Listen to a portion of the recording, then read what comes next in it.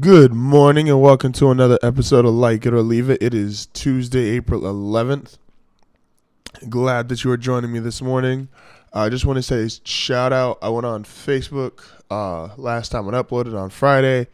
And I was just like, hey, if we can get 50 views, 50 shares, we starting small. And we hit that number. I actually got like 137 views over the weekend and 4 new subscribers. Was really pleased with that.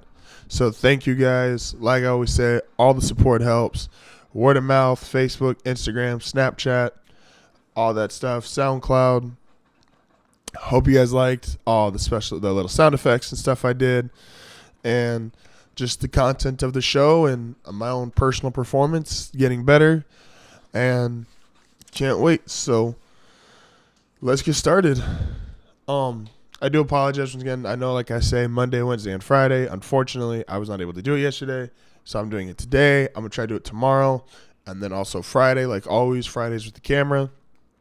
I try to make that the big show, but it doesn't mean the other shows lack in quality, or at least lack in effort.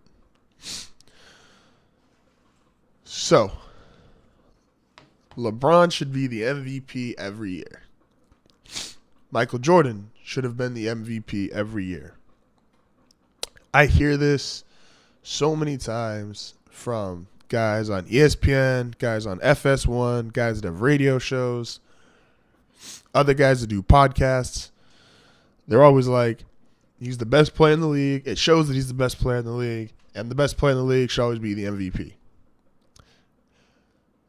I guess I get that logic to some degree, but let's put it into context.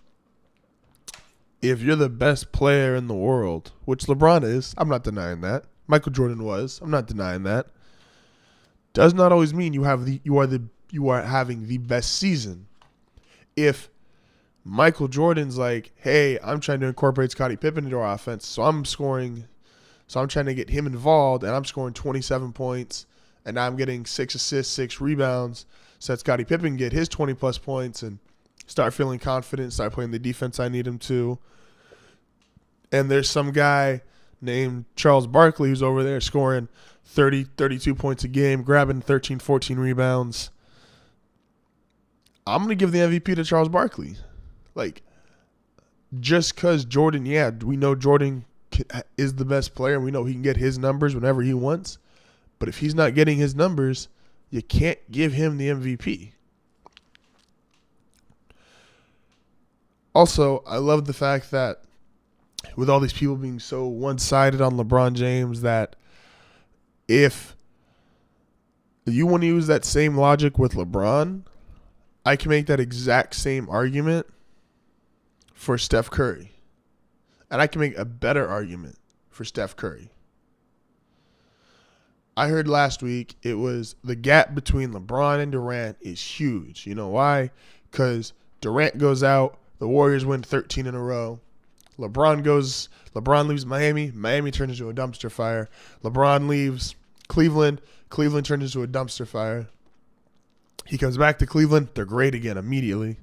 What's the number? It's like the 61 wins or whatever the Cavs had the final year he was there the first time. And then they dropped down to 17 in the lottery. Those numbers are all true. Can't take that away from him. But let's not act like LeBron walks on water either. The Durant injury proves Steph Curry is the MVP this year. I already gave my pick. I would personally, if I voted, I would give it to Kawhi. I think the player that he is, I think his stats don't show, since he doesn't play in that same kind of system that Harden does, nor does is his coach allowing him to play the same style Westbrook has. But the fact of San Antonio's never produced a star, and now they've got a 26-point-a-game scorer who's shooting like that and plays defense and is that big time. Let me get my Stephen A. Smith. Is big time. I think Kawhi is my MVP. But for this segment, we're focusing on Steph. Steph is more LeBron than LeBron. People talk about players want to play with LeBron James. Players want to go to Cleveland. They'll take less money. Yeah, Andre Iguodala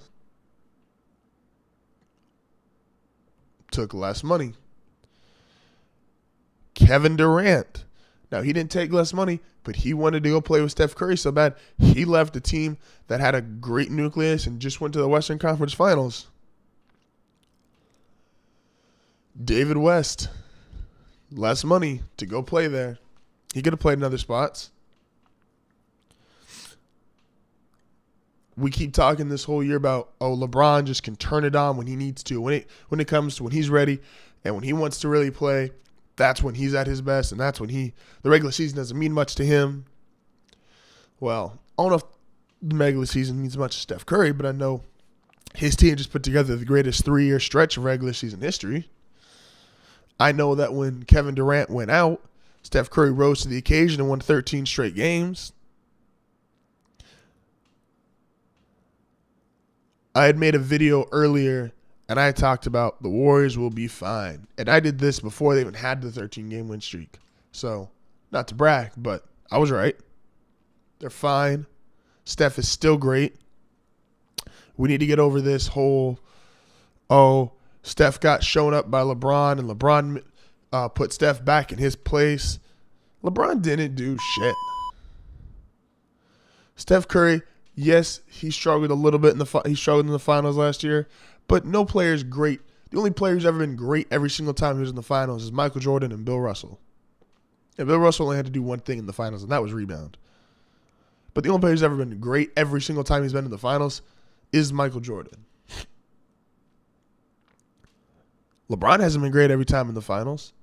Are you going to say Tim Duncan made LeBron feel small? He put him in his place? Dirk Nowitzki put him in his place?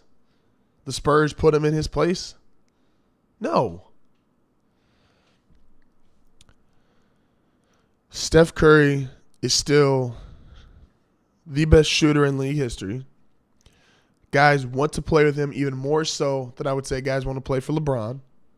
The Cavs had more cap space this year than the Warriors did. He is able to rise to the occasion to such a degree that, like I said, you have the 13-game win streak. You have his finals performance 2 years ago, which I don't know where people get off saying, he didn't play that great. He wasn't that good. The man averaged 26 points on 49% shooting, and the final 3 games was 30 points a game on 49% shooting. He led the league in scoring last year. Steph Curry, if I didn't want to give it to Kawhi, Steph Curry's been just as great this year as he was last year. He was just willing to take a step back and be like, hey, Durant, go get yours. Go get your points, dude. I'm confident. I know whenever I need to get mine, I'm going to get mine. And that's how we always talk about LeBron, that, LeBron can get his whenever he wants. LeBron can do this because he's just that great. He's just the best player in the world. Best player in the world. He just, when he wants it, he'll go get it. They made a big deal out of this regular season. You don't care about the regular season, but he beats the Celtics to prove a point. Well, Steph Curry don't got to care about the regular season either. But he's still out here playing pretty much every game. He's still out here whenever he wants to. There's not a doubt in my mind he can get 30 and 10 any single night he wants. Draymond Green likes playing with this guy so much, he don't care if he scores 4 points, he scored 40. Think about that. You got a guy that if he was a star, if he was on his own team, Draymond Green would really be putting up 20-plus points and really would be in that 7-8 assists, 7-8 rebounds. Like, if he played with the Rockets, you'd be talking about him averaging a triple-double. And there's games he only puts up 5-6 points. If we're going to say the best player should win MVP every year, then the best players got to bring it every year. Steph Curry, who is the second best player in the league, I'm sorry, Durant, is more LeBron than LeBron himself. And for that reason, if we're saying the best player should win it every year, Steph Curry should be the MVP for a three-peat. I know he won't get it.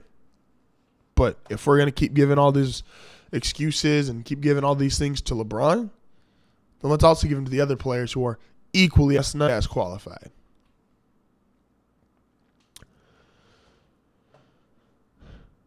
Let's see here. We got a couple scores from last night. Wrapping up this regular season.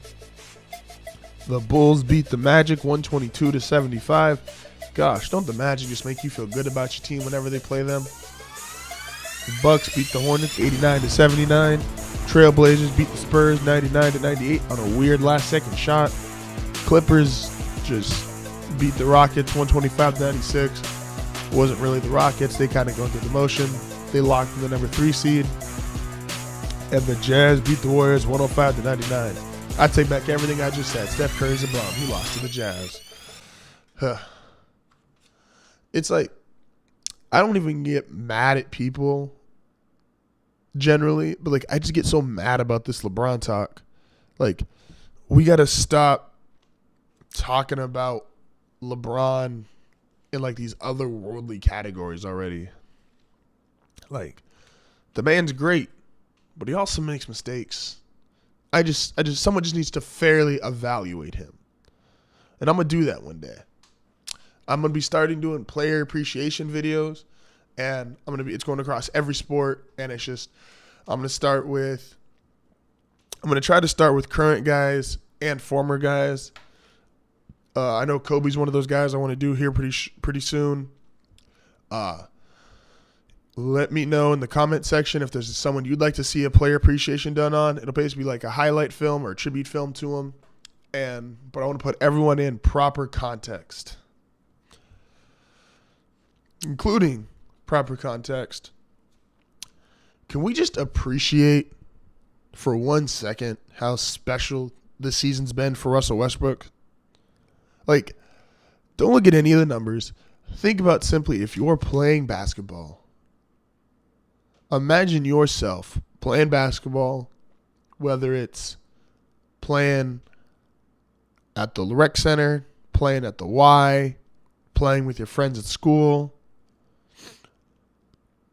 Think of how just downright otherworldly Russell Westbrook has been this year. Imagine if you played like him for just 5 minutes. And he's done this now for what's going to be 82 games.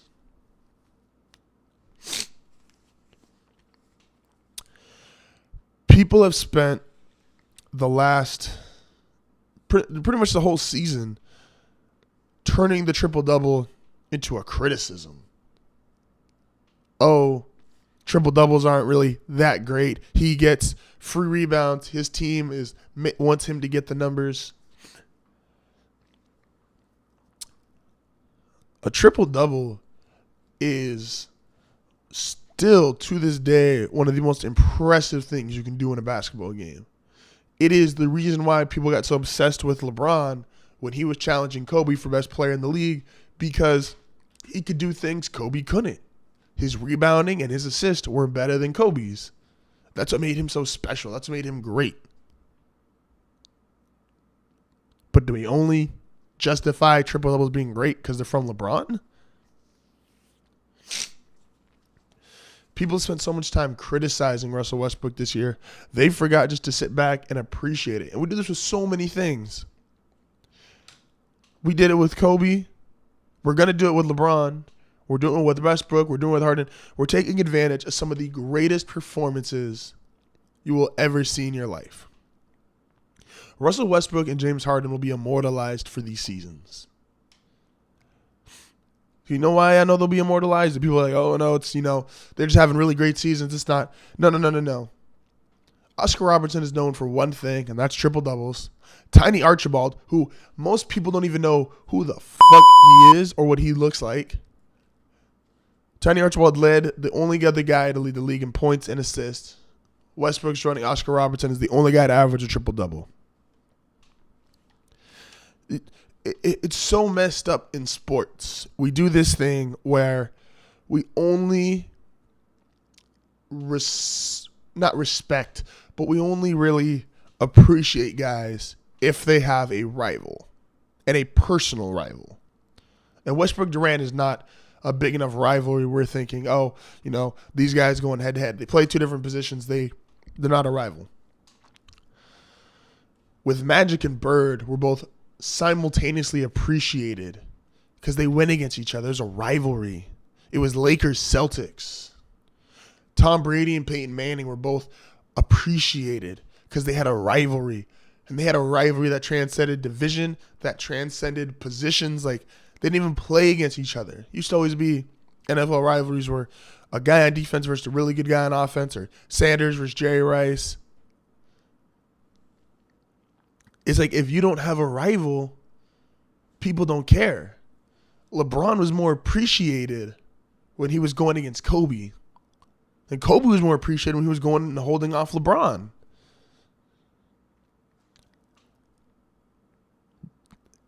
I don't get it. Why, if you are great at something, if you can paint, if you can draw, if you can sing, you shouldn't just be valued on the fact of, oh, well, Beyonce's a great singer, but she has no rival. There's no one that can sing like her. She's just better than everybody. It's whatever. People have this tendency, whether it's in sports or in real life, if someone's just great, but there's not like a competing factor, just like to tear them down. Fuck Walmart.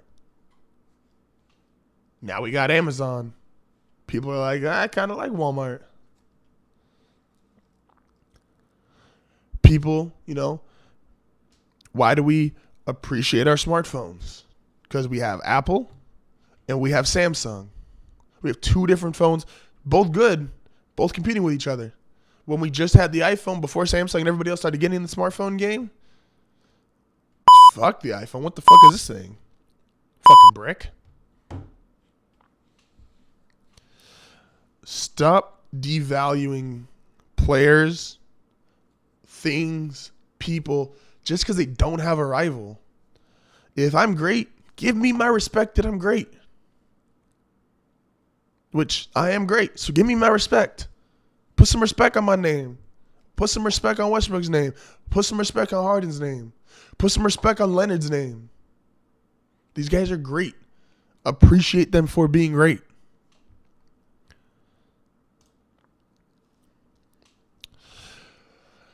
All right, so we got baseball scores here. Mariners 6-0 over the Astros. Nationals 14-6 pounding over the Cardinals. Reds messed the Pirates up 7-1. Mets beat the Phillies 4-3. Cubs over the Dodgers 3-2 on a walk-off hit from Anthony Rizzo. And the Padres beat the Rockies 5-3. Someone asked me over the weekend, they were like, hey, I heard your podcast. Heard you was talking about, oh, you love baseball, but you've only done the 2 baseball things. He's like, why didn't you do something for like opening day or opening week? And I'm like, because opening day doesn't matter. The first week or 2 of baseball really doesn't matter. He said, man, that's messed up. How are you going to say it doesn't matter? I'm like, because it doesn't. It's when you have longer regular seasons, I'm sorry, you kind of lose a little bit of that whole how important a game is. If I have 162 opportunities, I have a lot of time to catch myself on the back end. If you're in class and when you go from trimesters to semesters, you get a lot more time to, if you fall behind early in the year, to catch up by the end of the year. This is why college football and the NFL have the best regular seasons. Every single game in college football matters in the regular season, regardless if you like the BCS poll or not. And every single game, barring week 15, 16, 17, matter in the NFL. This is why you have the NBA, which has the worst regular season.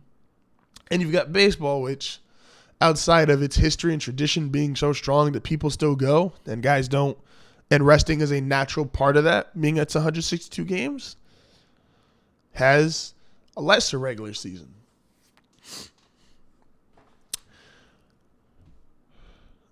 Let's look at some standings here really quick. So in the AL East, the Orioles are 4-1, the Rays are 5-3, Red Sox 3-3, Yankees 3-4, Blue Jays 1-5. Let's go to the National League here. All right.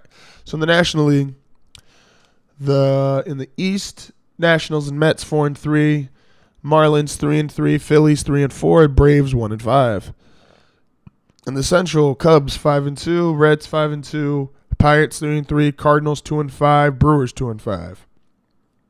In the NL West, Diamondbacks 6-2, Rockies 5-3, Padres 4-4, Dodgers 4-4, Giants 3-5. Does anybody really think that the Diamondbacks and Rockies are going to stay on top of the division, and that the Dodgers are only going to go 500, and that the Giants are going to have the Giants are going to be way under 500? No. But in baseball, you play so many games.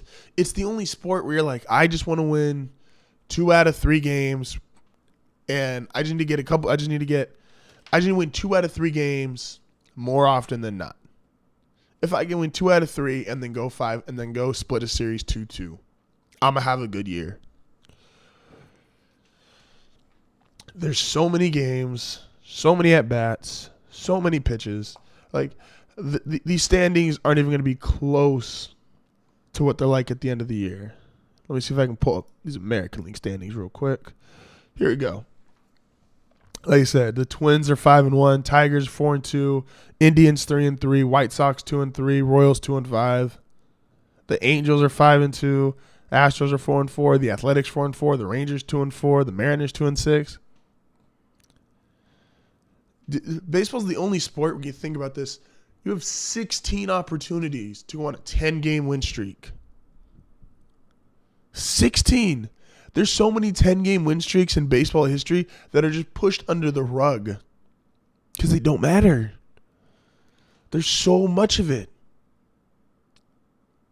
And yes, I love baseball. I've been watching, and like I said, I'm going to have more segments on it. But the first week, like the records, the wins, opening day, it's like, I don't know how you get hyped as a baseball player for opening day. I always hear these guys talk about, oh, these are the guys I'm going to war with. These are the guys. It's great. Let's go. We're hyped. It's opening day. Opening day. You won't even care what happened opening day. 40, 50 games into the year. It's just another game.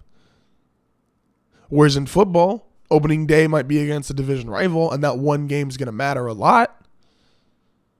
Might matter to someone that you know you're going to see in terms of you're playing them based off your playoff seeding. That's going to matter a lot. In college football, every game matters because if you lose, you're effed. The first week of baseball, it's kind of whatever in terms of how relevant it is to the entirety of the sport.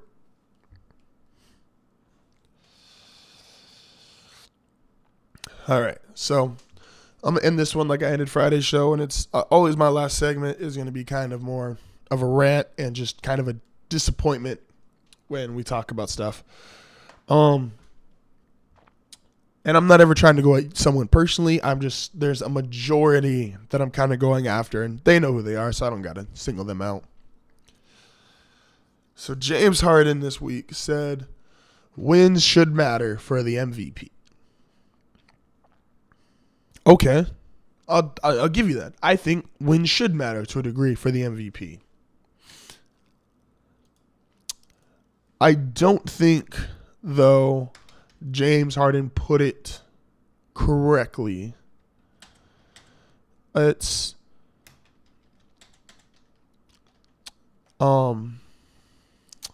if you want to say that MVPs should be based on wins, then let's play that out. Who's the best player in baseball? Mike Trout. Who's got how many MVPs? Well, he's got 2. But he's only got 1 winning season in his 5 years. Do we think less of a Mike Trout because his team's not that great, so wins don't matter for Mike Trout? Or they didn't matter for Andre Dawson when his team finished in 5th place? But they mattered when Ichiro Suzuki had 112 wins with Seattle, 113 wins with Seattle, whatever number it was. I don't know off the top of my head. It mattered then. Winning mattered. I get why James Harden's upset. When 2 years ago, when he had a great season, not as great as he's having this year, because this year is all time, but he's having a great year 2 years ago. Steph Curry won the MVP because Steph Curry had 67 wins. With the MVP, because, and those of you that have been with me know this rant, because sports writers are more or less comical at this point, the MVP has turned into whatever we want it to be about this year. And there's so many different factors because you have so many different people who think differently. Do wins matter? Yes. But they've ruined the win. It's no longer a matter of, oh, did this guy... It's no longer a matter of, hey, you put up this many points, this many rebounds, this many assists, and your team won these games. That's who should be the MVP. It's, well, you guys are kind of close. I'm going to give it to you wins for you for this year. But now it's Westbrook and Harden, and it's like, oh, well, he's got the most amount of wins he could get. We don't know that. If you guys love all these wins above replacement stats, are we sure that he got the most wins he could get? You have a team like when Alex Rodriguez was winning MVPs left and right. His team wasn't always the best, but he was just considered the best player, and he did the most for them. When Barry Bonds won one of his 7 MVPs, he wasn't always on the best team. It's like in baseball. When you talk about pitchers' wins, should a pitcher's win affect if they win the Cy Young? Should the guy who wins 22 games be better than the guy who wins 16 games, even if the guy who wins 16 games has a sub-2 ERA and the guy who's got 22 wins is in the 3s? Sports writers, and I'm not trying to sit there and say they don't know what they're talking about, but they don't know what the fuck they're talking about. They pick and choose. People believe what they want to believe. And they're going to vote for the Westbrook or Harden or any MVP, no matter what the amount of wins are, simply based on what they want to see. And if they want to use wins as part of their criteria, they're doing it on a singular basis, not a overall collective, not somewhere. They're not sitting there going, oh, well, yeah, you've got to be 60-plus wins to be the MVP. You've got to be this to be the MVP. No, they're using whatever meter or mark they want to set. And if they want to use wins as a part of it, they'll use wins as a part of it. If they don't, they won't. I get it, James. Wins should matter. I kind of personally think that they do. But sports writers, they're on some other stuff. And they don't always agree with it. Hell, I mean, they might duck you a couple points because you light skin or dark skin. That's how shit goes. Once again, you guys, I plan on being back tomorrow. I've been getting sick so much more like these last couple weeks. I used to be like an Iron Man. Like I never got sick. Now I'm like, ugh. But anyway, I'll be back tomorrow. Once again, Snapchat, Facebook, Instagram, word of mouth, SoundCloud, all that stuff. I really do appreciate it. Gonna try to get another 100+ views. If you guys can, please support the channel. Tell your friends. Tell your parents. Tell your parents' friends. Tell your friends' parents. Tell that old lady who's walking down the street who might just still be trying to work her smartphone. Be like, yo, I know how to help you here. Go to YouTube. Go look up Like It or Leave It. People that need a commute to work, tell them to get my SoundCloud. They can listen to that shit when they go into work. Thank you guys. Have yourselves a wonderful day.